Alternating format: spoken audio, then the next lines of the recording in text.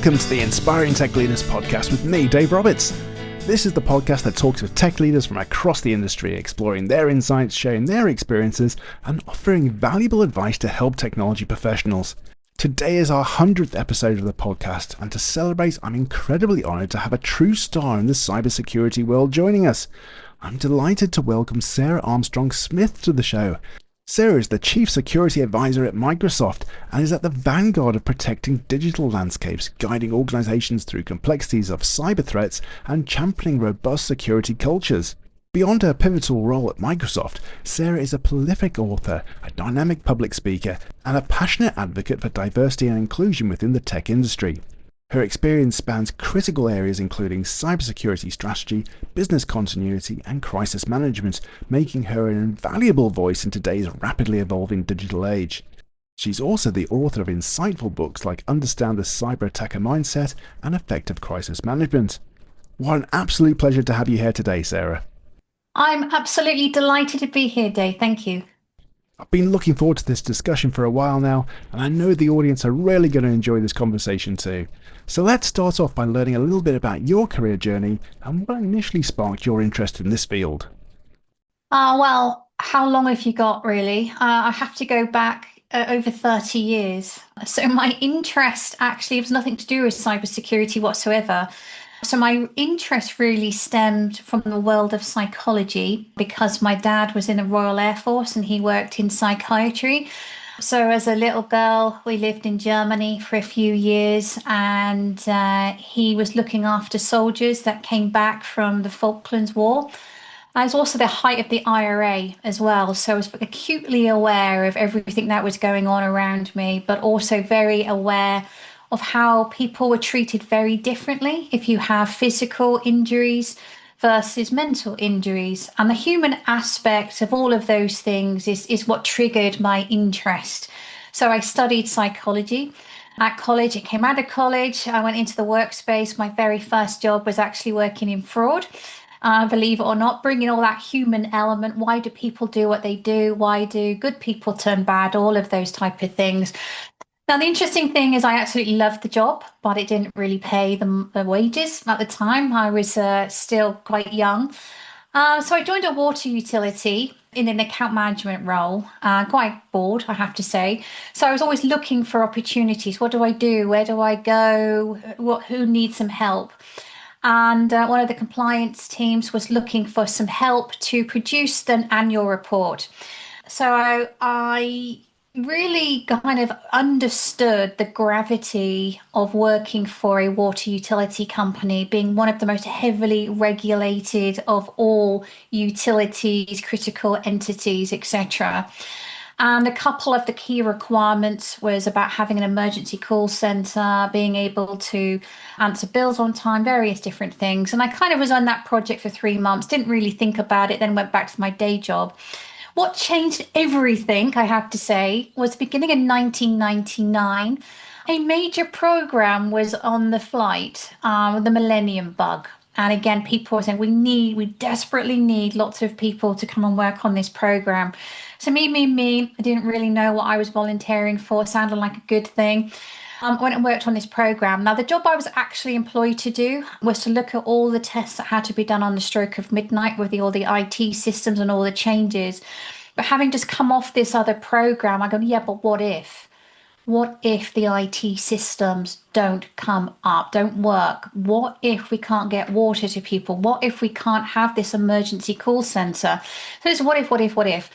And I didn't know that that was business continuity. That just felt like common sense until somebody actually pointed out to me, oh, this is a subject. And that to me, although I'd worked in fraud and done various things, that's almost where I start my career from. So in essence, my role became, what things do we need to do to keep the company and all the services up and running on the stroke of midnight?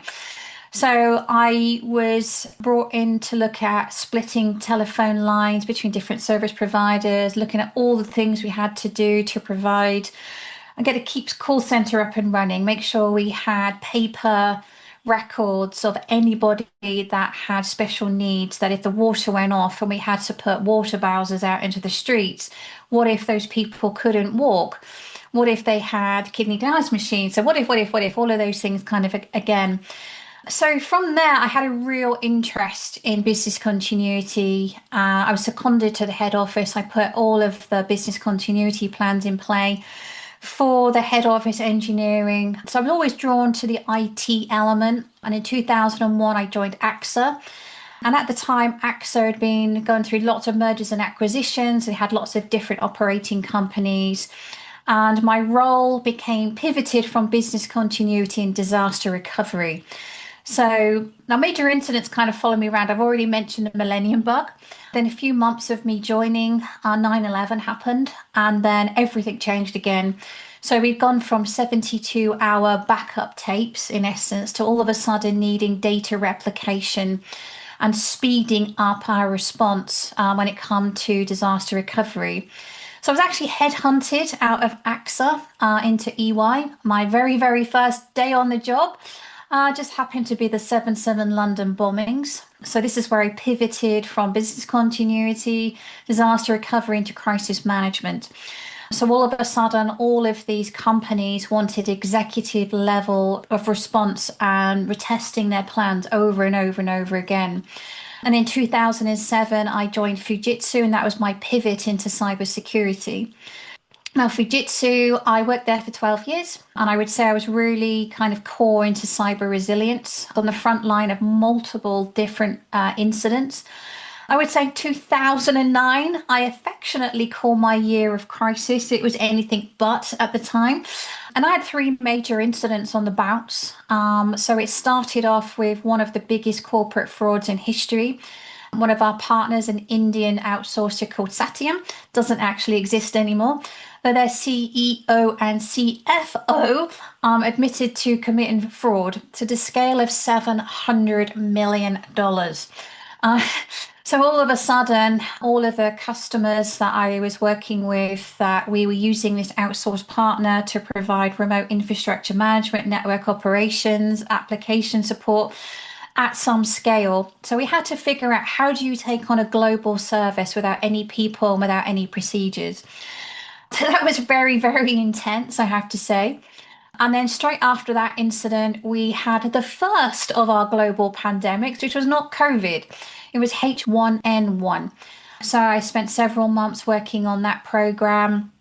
And again, really trying to figure out how on earth are you going to provide all of these services at some scale? So that lasted a few months. And then I went into my third incident on the bats. Which was a industrial action as a result of the company I was working for making multiple people redundancy, having trade unions in play. So in essence, I've always been on the front line of major incidents, and I kind of bring us up to date. I joined Microsoft just as we were going into lockdown with COVID. So I actually spent the first 18 months of my career online on Teams, really working with lots of different companies all over the world, really struggling. All of a sudden, you are forced to be at home, you're forced to be online. Multiple companies do not have plans to be able to scale a pandemic as long as it lasted. So during that period, I think since in the last 5 years I've been at Microsoft, I think there's been three major pivotal things that have happened. I mentioned COVID already. The second one, I would say, is the Russian invasion of Ukraine. So again, this is just been huge in terms from a national security, geopolitics. What does this mean with regards to the rise of destructive attacks at a level that we've never seen before? And that's been intense, so that's ongoing.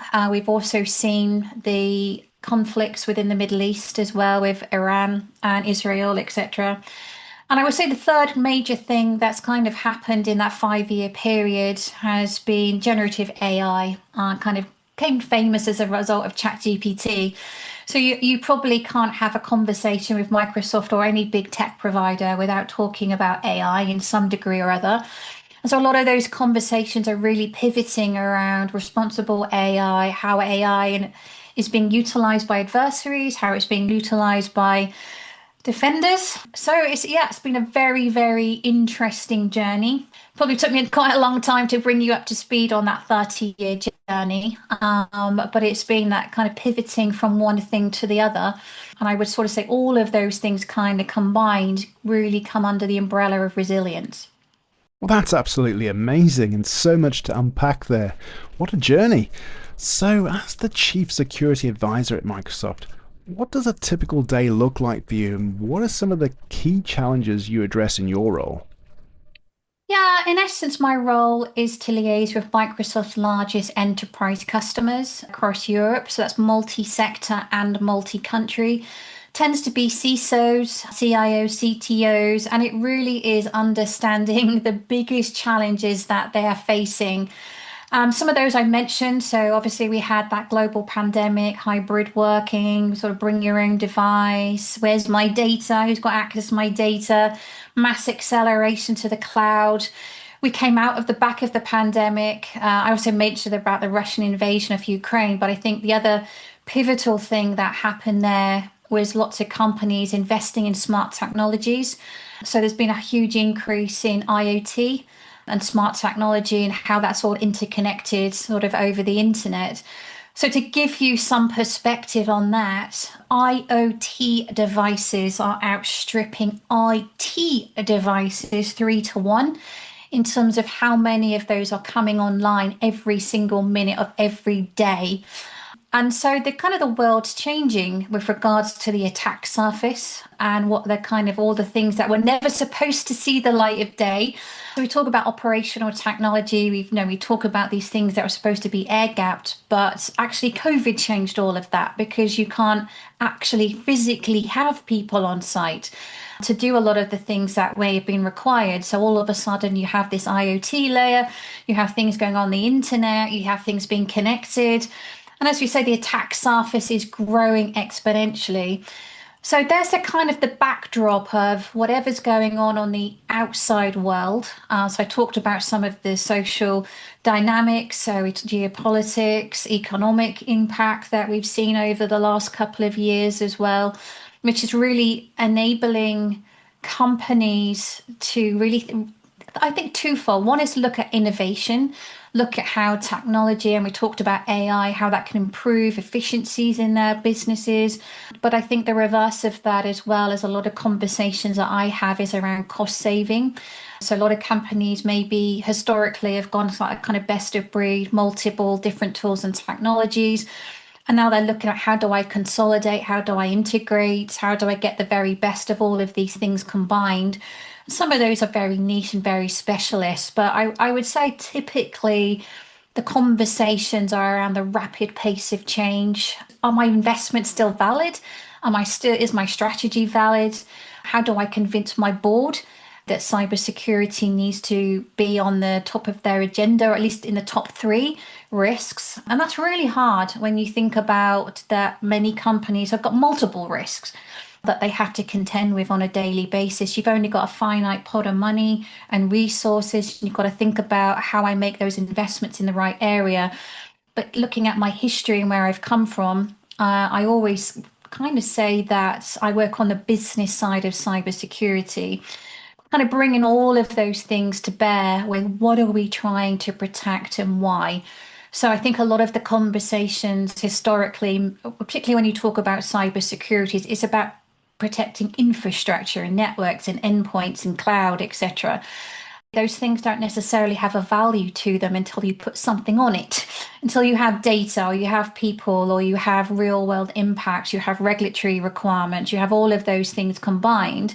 It's then understanding all of those things is what drives the value behind that investment, particularly when something goes wrong. So whether that's through a cyber attack, a data breach, or as we've seen with the CrowdStrike incident last year, it could just be ultimately a change that goes wrong. But it's all of those things combined. And as you say, the tech landscape is evolving so quickly at the moment, and there's lots of conversations around AI. But at the same time, only 1% of companies actually see themselves as being mature in that space, which in itself can lead to a whole raft of consequences, especially around cybersecurity. But interestingly, one of the books you've written called Understand the Cyber Attacker Mindset delves into the psychology of cyber warfare. Can you elaborate on why understanding the attacker's perspective is crucial for effective defense? Well, I think it's interesting when you think about the fact there's a million ways in which I could attack you, but only a finite reasons why.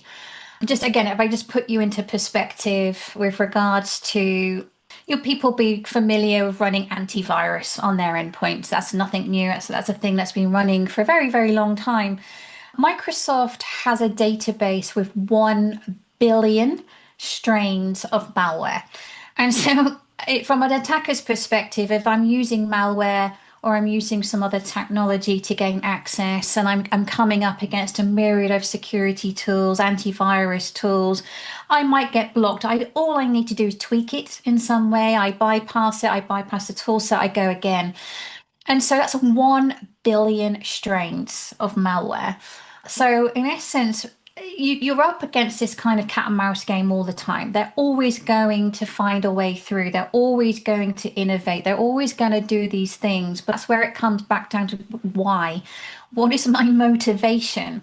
And so I really wanted to understand the human element behind the cyber attacks. Who are they?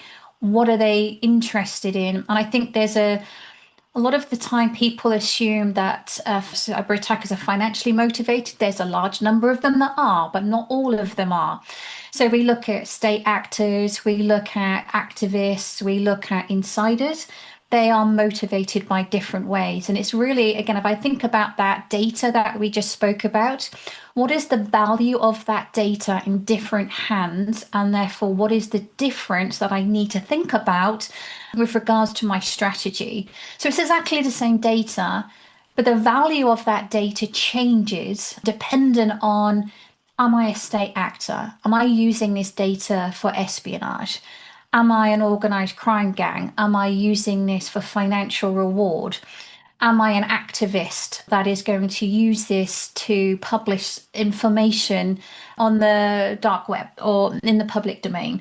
Am I an insider that is going to use this for whistleblowing? So it's exactly the same data. And that's really why it's important to understand the motivation, the will and the desire of that threat actor and how far they're willing to go to gain access to that data, to gain access to the human who is in control of that data or control of resources. And that's ultimately what I'm trying to get to. And I think a lot of the time with cybersecurity, we think about what do we look like from outside in. So we talk about pen testing. I've talked about the attack surface. I've looked at all of those things. You have to look at it from an inside out perspective. And I've heard a few times where people say, oh, the threat actors know more about your business than you do. How? How could that possibly be true when it's your business, it's your data, it's your process, it's your people? So if I look at it from the crown jewels perspective, I look at what is it that I'm trying to protect, whether that's data, it's people, it's assets, all of those things. If I understand the value of those things, if I understand the impact, I can start making proactive decisions about how best I protect all of those data, people, and assets. And that's really what I'm trying to get to into the book.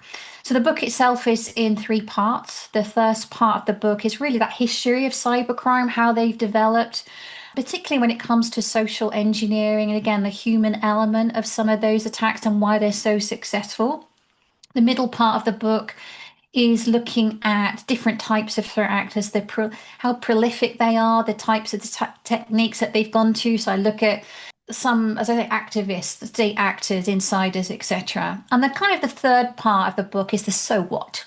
So if I understand all of these elements, what am I going to do about it? What's my strategy? And it's really having those layers of defense, really understanding not just the tools and technology that have to be put into play to help to identify and respond to some of these attacks, but really making sure we're prepared at the executive level. So I mentioned already the importance of making sure that we talk about cybersecurity in a business context, and in a way that's easy for people to understand and understand the risk, because this is all about enterprise risk in one way or another. But it's on making sure that the people know what the risk is, they know their current state, and they know how to respond. So it's really quite in depth when it is about understanding not just the human element of the attacker, but the human element of the defender as well, and how those two come together. You're absolutely right. The people element is absolutely critical. So, looking beyond technology solutions, I know you often emphasize the human element in cybersecurity. What are some of the practical steps organizations can take to foster a strong security culture amongst their employees? Well, one of the key things I challenge people, and I say healthy challenge people, is really understanding your organizational culture today. Is it working for you or is it working against you? And it's a really good litmus test with regards to how effective your security culture is. So if you think about your company culture, so is the culture of your organization one where it's so frantic? Things are done at the last minute. I'm barking orders at you. I'm worried about my role. I'm worried about if I put my head above the parapet, if I say that something's wrong, if I'm worried about something, if I make a mistake. If my first thought is I'm going to be disciplined, I'm going to be blamed, I'm going to be used as a scapegoat, why would I? Why would I do all of those things? When you've got this culture in your organization, you're automatically on the back foot. You're automatically on the back foot because, as a threat actor, if I emulate that, so if I start barking orders at people through a phishing email and I say, do it now, or bad things are going to happen to you, what's going to happen when that person picks up the phishing email? They're going to respond because they're that panicked if they don't do it. But similarly, again, if I inadvertently have given my credentials away and I've kind of thought about it after the fact, and I'm like, oh my God, I think I might have done something. I'm worried. I don't know what to do. Am I going to admit it, or am I going to put it under the carpet and hope no one notices? Because if I do come forward and I do say something, I'm going to get, as I say, I'm probably going to get chastised in some way. I may get disciplined. I'm going to go onto this repeat offenders list that winds me up. I'm going to be called the weakest link. I'm going to all of those things. So that's a bad culture. How to foster a good culture is leading from a top down, in essence. So, really emulating the type of culture that we want to have. And it's really, really hard, I have to say, to change culture. But ultimately, this is about having a level of psychological safety whereby I feel I am protected. I mentioned already, we have to stop talking about people being the weakest link. First and foremost, they are actually our strongest advocate, and they can really, really help when we're in the middle of a crisis. We absolutely 100% need those people to go the extra mile. Am I going to go the extra mile for you if I don't feel protected? So this is about making sure that we're all in the same boat, that your CEO, as much as anyone else in the organization, can be caught out by a phishing email, social engineering, or any other type of attack that is aimed at the human. It's about this is how good the attacker is, not how bad the victim is. And so it's really then understanding what is it about the attacker that is so successful in what they do and how they do it. How do we learn? How do we detect? How do we respond? We have to assume compromise. We have to assume with the best will, the best training, the best tool set, they're going to get through because that's their job. That's how they're, and it depends on how motivated they are, exactly as we said. So how much resource, how much time, how much effort are they going to put in to their attack? And so if we're in that situation where somebody has given their credentials or they've given data or they've given all of those things, that psychological safety element works in two ways. So first of all is I'm empowered to say no. So if somebody is asking me something they don't normally do, we're not in a company or a culture that bark orders. So if I suddenly get someone telling me to do something which is outside of my perimeter, outside of it, am I empowered to say no? Am I empowered to challenge? Am I empowered to say I just need to go and check and verify? Now, the interesting thing of that is twofold. If it's real, if it's a real, because you're going to get urgent requests, sometimes these things come out of the blue and I need it yesterday and please, please, please help me. And it could be true, it could be verified. If you're going to turn around and say, I just need to check, I just need to verify, they will probably, well, they should thank you for that, for being diligent, because that's the way you've been trained. If it's not real and it's actually a cyber attacker, they will double down and go harder on you. So it's a really good, again, litmus test for someone to be able to, and saying no costs nothing. So it's a really great way of empowering people. The other element of that psychological safety is empathy. So it's really, really about understanding the impact if something goes wrong and what are we going to do about it. So this is not about who we're going to blame today.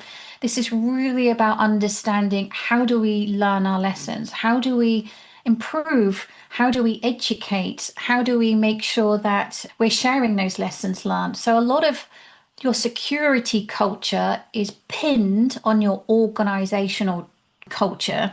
As I say, it's a very hard thing to change. It's arguably the most hard thing to change, particularly in the complexities of some organizations. And you have to be really committed to change. You can't just turn around and say, I think tomorrow we're going to change our culture to be XYZ. Well, great. But how are you going to do that? How are you going to embed it? How are you going to actually do all of those things and make it consistent over and over again so people don't just think you're paying lip service to it? This actually truly is our culture.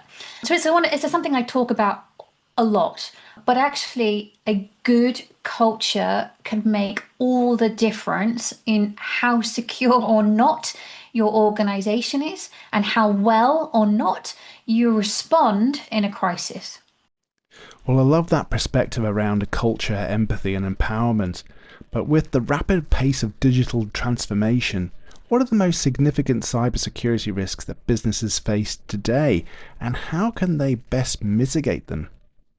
I think I touched on this already with regards to if we think about the rapid pace of change in technology, introduction of AI, and how that's driving efficiencies and speed in detection and various different things. Now, as the technology gets better and better at blocking and identifying anomalies, the threat actors are going backwards. They're going backwards into social engineering. So if I cannot attack you through technology, I'm going to attack you through the back door, through your people, because I still have an objective and I still need to meet that objective. And so if it's easier for me to go to the human and manipulate and control the human to get access to what I need, then I'm going to do that. It's not ultimately going to stop me just by having all of these different technologies in place. It might slow me down. And for some threat actors, they may go away. They may go to a different target because they may find it too hard and difficult. It always goes back to the point that the whole point of a lot of these things is to manipulate people into taking some kind of action. And so that social engineering is really important. And I think Microsoft issued a stat last year, which in essence is identity has overtaken endpoint as the primary attack vector. So if I give you some perspective of that, so Microsoft probably experiences about 600 million cyber attacks a day. So that's across customers. Obviously, Microsoft itself is a prime target for many threat actors. Of those, 350 million are identity-based attacks, and of those, 99% are password sprays. So there's a reason why we tell people to not reuse passwords, use simple passwords, because this is why, in essence, is they're just collecting the credentials any which way they can and using that to open doors. Now, the easiest way that I can get those credentials is to manipulate somebody to give them up to me. Or even sometimes I'm going to pay people to give them up to me. So it's that's the reality that we are living in. And then we have to kind of think about if it's that easy to be able to use that credential to gain access into the organization, what other controls are needed. So we talk about phish resistant credentials, multi-factor authentication. There's all sorts of a myriad of different things, but ultimately it starts most of the time with the human. Well, that's really interesting, and I know we've mentioned AI a few times already in this conversation, but how do you see the role of AI and machine learning are both evolving in cyber attacks and security defenses in the coming years? I probably would say there's two things. So what we're looking at is the speed of deception and the speed of detection. So I mentioned already with regards to as technology gets better and better at blocking and identifying anomalies, they're going to the human. But what we have seen with AI and what we have seen with some threat actors is they're trying to understand how I can bypass security controls. How do I bypass those detections knowing that you're also using AI? So the interesting thing is twofold. So one is they're using AI to do reconnaissance. So they're doing precision targeting of the company or the individuals. So I think maybe we talked about phishing. That might have been a scattergun approach before, whereby it's just luck of the draw. Who answers the phone or who answers the email, who gives their credentials, who touches the link, all of those things. And I don't necessarily know if that's an interesting target. So I have to do a huge amount of work to gain access, to elevate privileges, to laterally move. Now, if companies are invested in detection and response capabilities that go across their network, I'm probably going to get detected and blocked early on. So that reconnaissance has moved into spear phishing. So I need to make sure that I've done my homework and I'm not scattergunning it anymore. I'm high precision targeting on very, very specific individuals. I'm high precision targeting on what exactly I need to say in my phishing email. So I'm using AI to refine my language. I'm using advanced linguistics to make sure that, gone are the days where you talk about bad grammar and all of that. So if I need to make sure that this is successful, I'm really going to utilize everything in my kit bag to make sure it's going to do all the things I need to do. So the AI is refining the method of attack, it's refining the reconnaissance. The other interesting thing that we've seen is that they are using AI to teach themselves about operating systems and different technologies. So people might be familiar with the fact that Microsoft's been running Patch Tuesday for about 20 years. We'll publish a number of CVEs, various vulnerabilities that could be exploited in various different ways. So they're teaching themselves, what does it do? How do I utilize it? How do I hide in plain sight? So what security controls do I need to turn off? What do I need to tamper with? How do I turn off this thing? How do I bypass that thing? What they're trying to do is maintain persistence on the network for as long as possible without being detected. So part of that might be they go stealth, they go fast, they go various different things. So that's where the deception kind of comes into play, is how can I work against the technology that you're deploying to, as I say, to gain access in the first place and stay on the network as long as possible and go under the radar as long as possible as well. So the second part really is how do I detect and respond quicker than you can? From a from a defender's perspective, so how do I use AI in reverse, in essence, to understand how you are going to try and manipulate and change controls, looking for the smallest changes. When do those changes occur? Looking for patterns. So looking for patterns across multiple diverse systems, multiple data sets, multiple different things, and trying to do that manually is incredibly difficult. So what we're relying on is machine speed to be able to do it faster than a human can do it. So again, if I can just kind of put that into a little bit of perspective when we talk about the speed in which some threat actors are trying to get in and out. So we have seen some threat actors, particularly ransomware operators, they are in and out within 15 minutes. So that means they've already done their homework, they've done their reconnaissance, they've highly precision targeted, they know exactly what they're doing, when they're doing it, and they go boom. And so you're now relying on how quickly can you respond? And can you do it less than 15 minutes? Now, I would say a lot of security operations teams, tier one analysts, probably their average SLA is 15 minutes.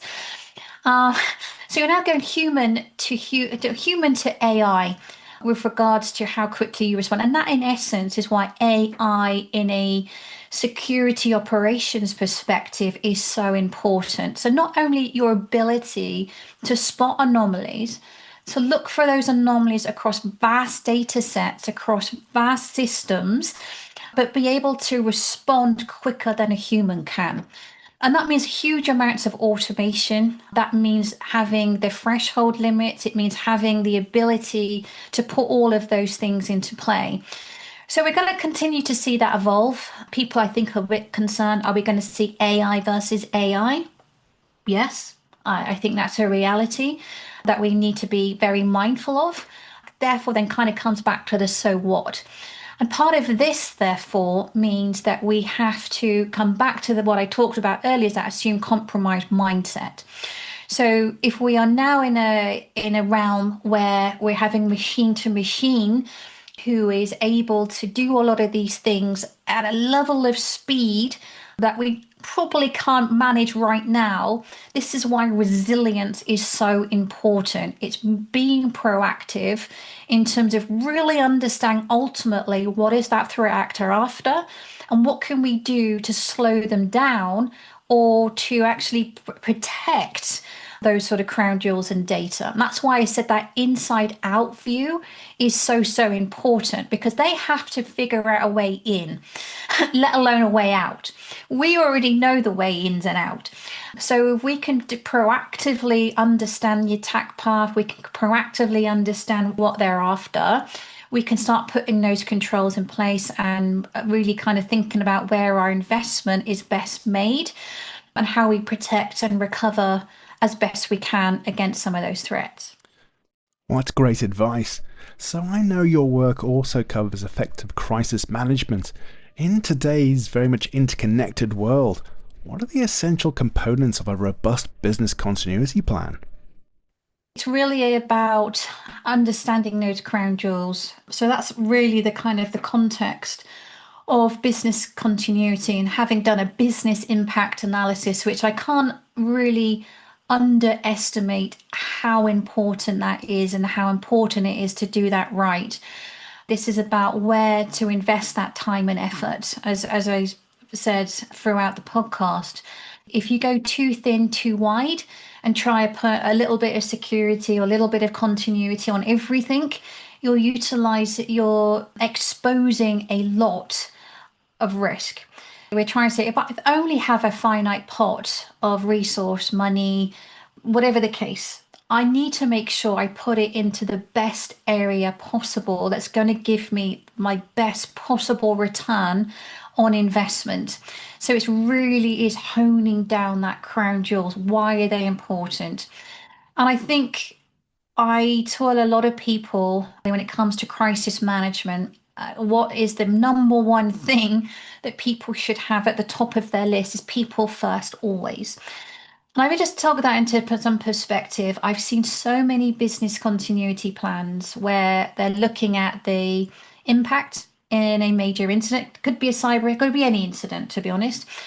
So ultimately, it might have financial impact, operational impact, safety and welfare, various different things.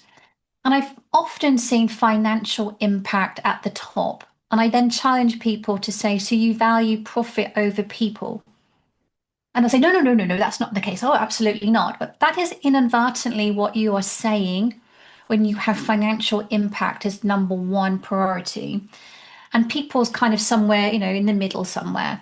If you flip it round and have people impact first, it automatically puts your mindset in the right place.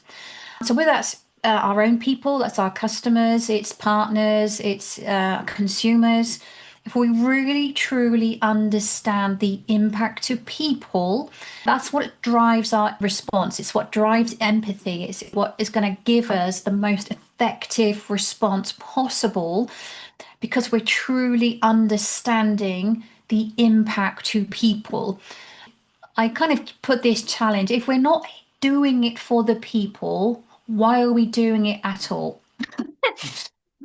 And I think people kind of sit there and scratch their head a little bit because kind of, okay, yeah, I get it. And that makes a lot of sense. And this is a really great way putting our mind in the right mindset and what are we doing and why we're doing it in terms of all of our objectives, but making sure when it really hits the fan that we're putting all of those resources in the right way. But when we're talking about people first always, that also means the protection of the people responding to the incident. So people, they are working so many hours round the clock. They are exhausted, they're stressed, they're all of those things. Now, the problem is if we're not putting them first as well, if we're not thinking about how we are managing them, having a second team coming in and taking over, this is where accidents happen. This is where mistakes happen. This is where things go wrong because we are not putting people first. And so it's a really quite important, therefore, when we're thinking about crisis management and incident response and how business continuity all plays into that, that we have all of these things and done in the right way, in the right order, to make sure that whether we're planning for an incident or responding to an incident, our mindset is always in the right place. Yeah, I definitely would agree with that. I think people need to be at the heart of everything that we do if you want to be successful. So, Sarah, I know you're a strong advocate for diversity and inclusion in the technology sector.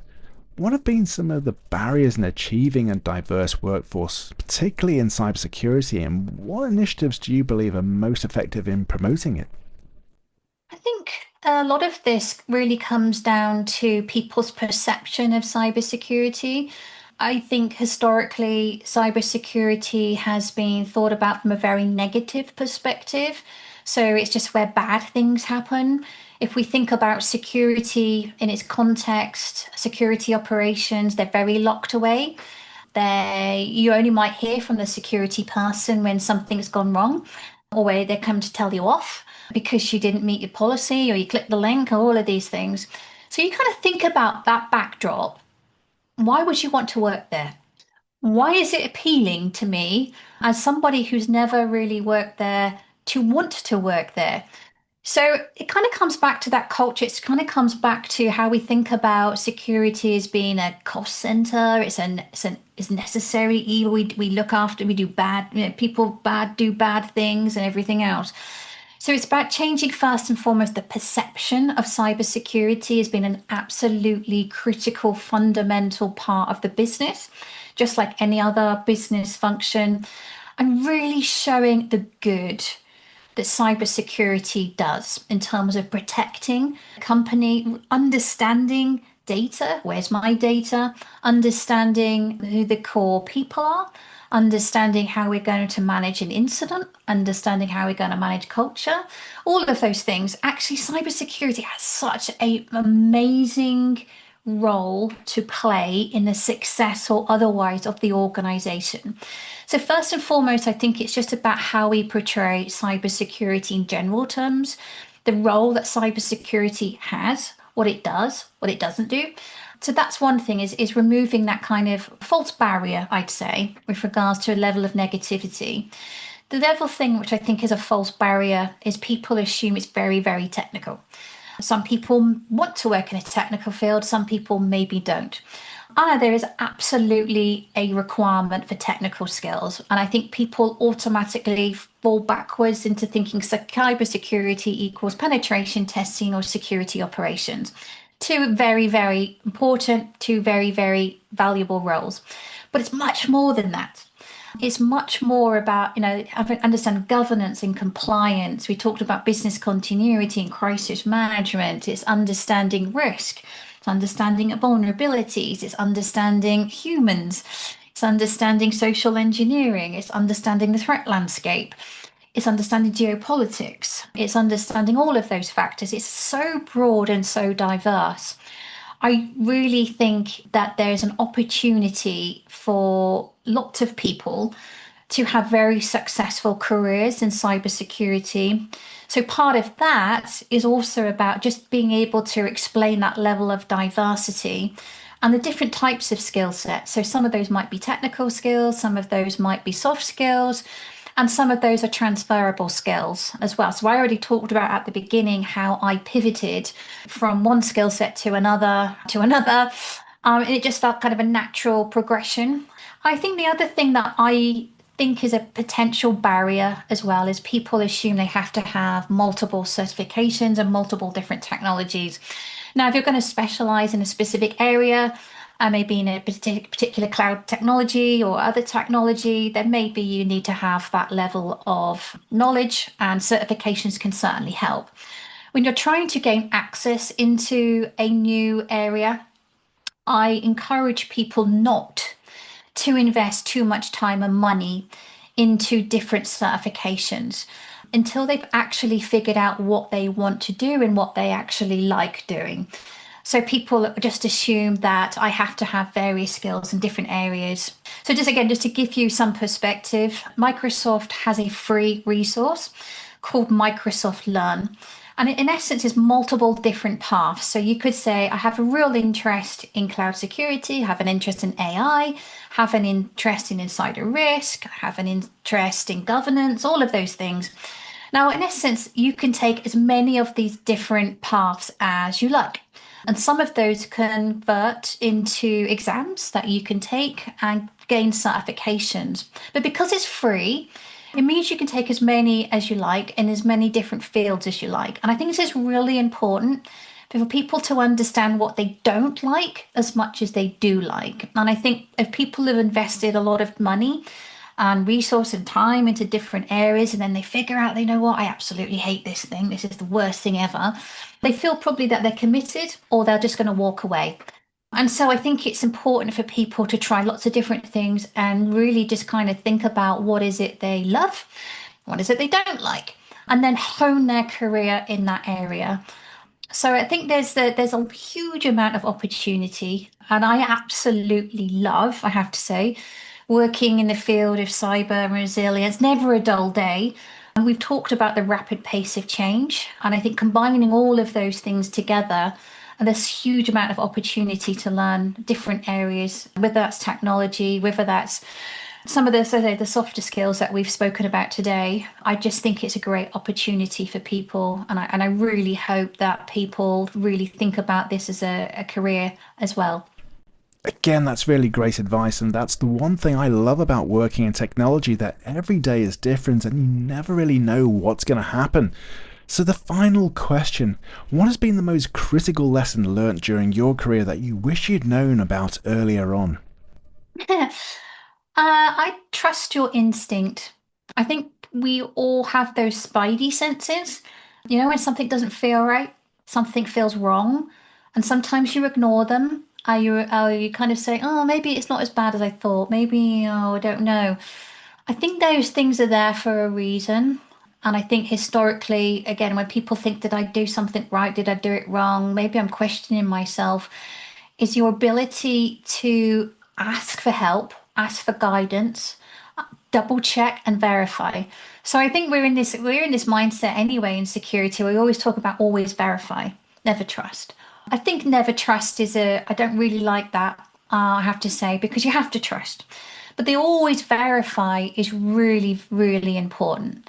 And that verification comes down to the fact that given your skill, given your background, given your knowledge, is to trust yourself ultimately and trust your instincts. If something doesn't feel right, say something.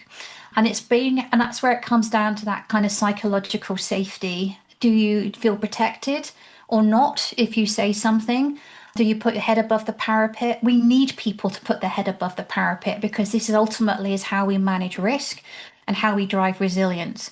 So I think that to me is just looking backwards in some of the incidents I've been involved in, or things where I've questioned myself or question others sometimes. I think that's just very, very important. That's a really important factor that we should actually encourage people to have. So trust your instinct, trust yourself.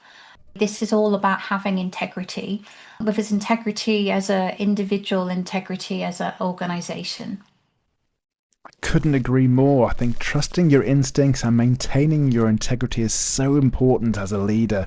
Sarah, thank you so much again for taking the time to talk with me today. Your insights have been so valuable, and I think we could have spoken all day, but unfortunately that's all we've got time for. I just wanted to take the opportunity to thank you again for being part of the Inspiring Tech Leaders podcast. You're very welcome. Thank you, Dave.